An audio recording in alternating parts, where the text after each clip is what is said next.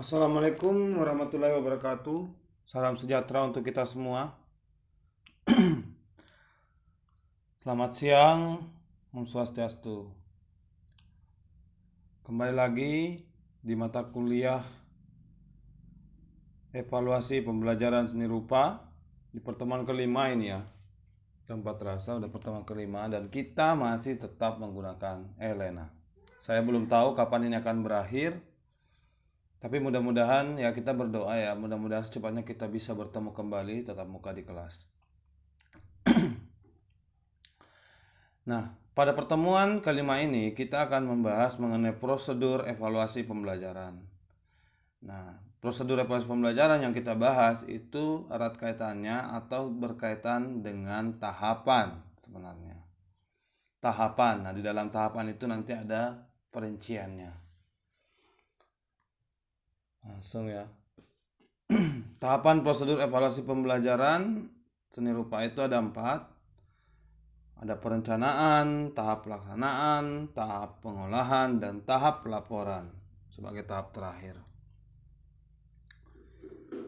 Sebenarnya mirip-mirip ya dengan mata kuliah manajemen pembelajaran ya, manajemen pendidikan ya, manajemen pendidikan. Kita langsung masuk di tahap awal. Di tahap awal itu ada yang namanya tahap perencanaan. Nah, yang dipertanyakan di sini di tahap awal itu adalah teknik, bentuk, materi evaluasi, dan waktu yang digunakan. Ya, ingat, tentukan teknik apa ya, teknik apa yang akan Anda pakai, bentuk pembelajaran seperti apa, materi evaluasinya seperti apa, waktu yang digunakan seperti apa ya, waktu yang digunakan. Nanti waktu kita akan membahas juga terkait waktu itu berkaitan dengan apa sih? Nah, juga yang perlu kita pikirkan adalah fungsi evaluasi itu dilakukan, sehingga perlu dirancang bagaimana pengendaliannya atau pengawasannya. Nah, terkait teknik yang dipilih itu tes atau non-tes ya, nanti ditentukan.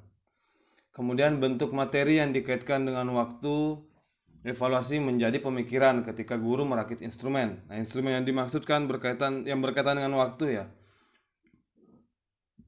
Berapa jumlah soal, perkiraan tingkat kesukaran, daya beda. Daya beda itu lebih banyak digunakan di multiple choice ya, multiple choice. Pilihan ganda.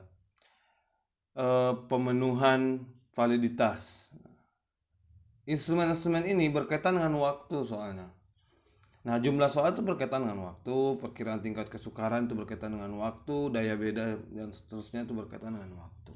Itu yang disebut kaitannya dengan waktu. Kemudian setelah perakitan soal, sudah barang tentu perencanaan yang diarahkan bagaimana nanti pengendaliannya dan bagaimana pensekoran serta pengolahannya, ya. Tuh. Nah, kita masuk ke tahap kedua. Tahap pelaksanaan. Tahap pelaksanaan, maaf ya, teman-teman saya sedikit batuk.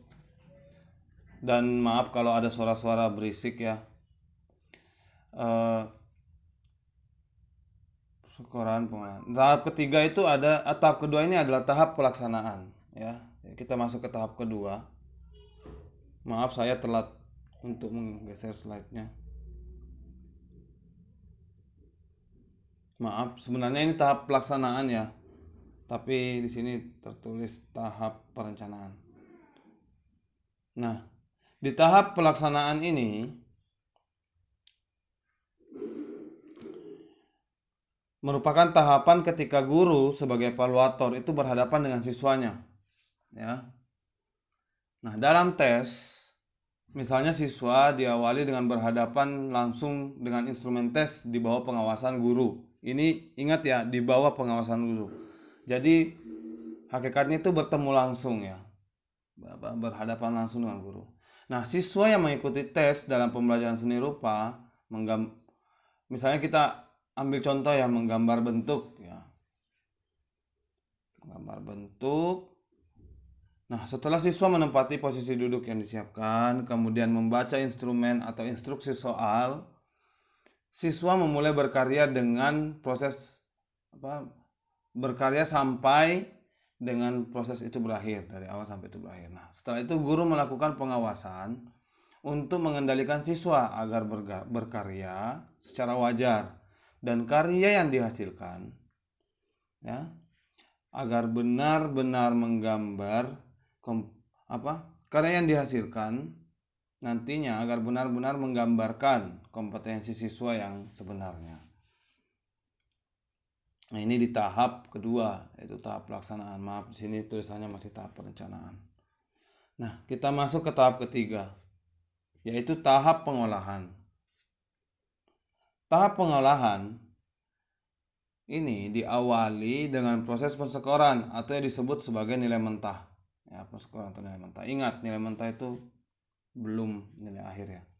Pemberian skor ini sudah barang tentu sesuai dengan ketentuan yang ditetapkan sebelumnya terkait pemberian skornya.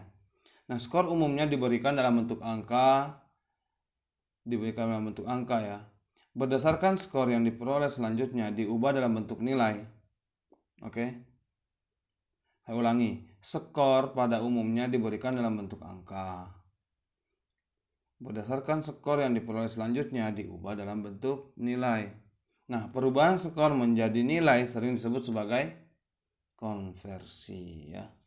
Perubahan skor itu disebut sebagai konversi ketika dia sudah menjadi nilai. Dengan aturan-aturan tertentu, nilai dapat berbentuk angka, huruf, simbol, atau deskripsi. Nah, ini pada tahap pengolahan. Selanjutnya tahap terakhir atau tahap pelaporan. Nah, pada tahap terakhir ini atau tahap keempat ini, hasil evaluasi yang kita lakukan sudah barang tentu perlu untuk dilaporkan.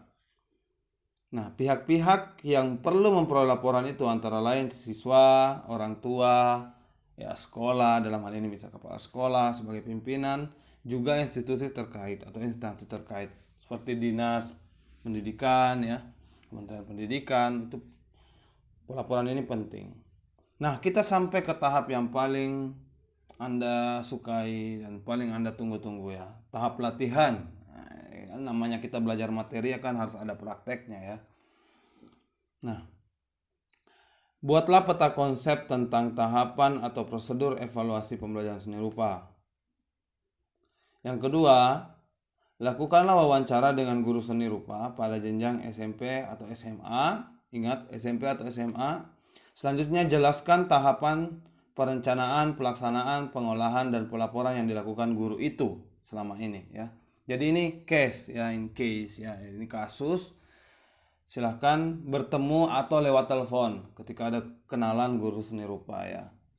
Bagaimana dia melakukannya. Jadi bukan berarti Anda menciptakan dalam angan-angan Anda bagaimana perencanaan, pelaksanaan, pengolahan, dan pelaporannya, tapi itu berdasarkan kasus guru yang kalian kenal atau keluarga kalian atau teman kalian yang menjadi guru. Itu kalian bisa mewawancarainya, bisa bertemu langsung atau via telepon atau WA atau apapun cara kalian. Yang jelas kalau bertemu langsung, ingat tetap jaga jarak. Kumpulkan dalam bentuk PDF, tulis dalam bentuk Word, kemudian kumpul ke bentuk PDF, kumpulkan dalam laman PDF, laman Elena yang saya sudah buatkan di assignment, dan juga jangan lupa membuat grup WA untuk grup ini ya. Saya diundang. Nah, PDF tadi juga dikirim ke grup WA. Jadi 2 kali ngirim ya, di grup WA dikirim, kemudian di Elena juga dikirim. Oke, sekian dulu untuk materi terkait prosedur evaluasi pembelajaran seni rupa pada pertemuan kelima ini. Semoga kalian sehat selalu dan tetap jaga kondisi. Imunitas juga penting untuk dijaga, minum vitamin. Oke, sekian dari saya. Assalamualaikum warahmatullahi wabarakatuh. Selamat siang. Om Santi Santi Om, Namo Buddhaya.